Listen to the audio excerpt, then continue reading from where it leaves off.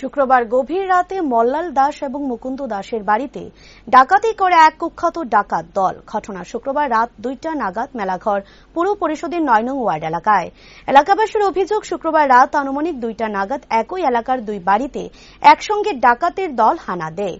ঘটনার বিবরণে জানা যায়, মল্লাল দাসের ছেলে জীবন দাসের ঘরে 5 থেকে 7 জন ঘরের জানালা দিয়ে প্রবেশ করে দা, রড, পিস্তল এবং বিভিন্ন ধরনের অস্ত্র দেখিয়ে কেশ 50 থেকে 60,000 টাকা এবং স্বর্ণের জিনিসপত্র নিয়ে সর্বমোট 2 থেকে 2.5 লক্ষ টাকার জিনিস নিয়ে যায় ডাকাতের দল। এবং এই এলাকার মুকুন্দ দাসের ভাতিজা হরলাল দাসের ঘরে ঠিক একইভাবে 5 থেকে 7 জন ডাকাত বারান্দার গ্রিল ভেঙে ভিতরে প্রবেশ করে।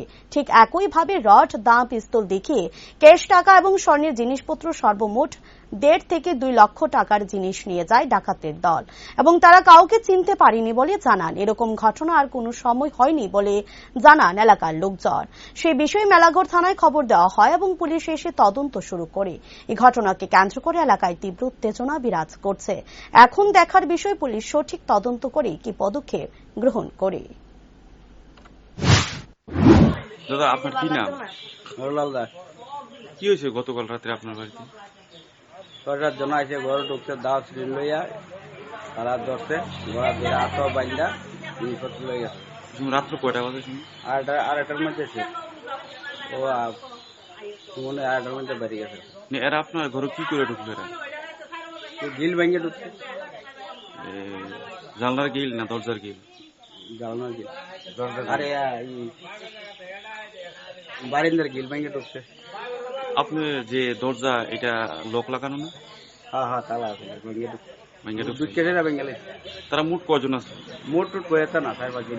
কি আছে তার হাতে? কি আছে? দাও এরা কি মুখ বদ্ধ আসলো না? একজনের মুখ বন্ধ আছে, বাইক চিনি না তার। অপরিচিত লোক। কি কি নিচ্ছে আপনার বাড়ি থেকে শুরু করে? নিচে টাকা বামিনা নিচে, আংটি নিচে,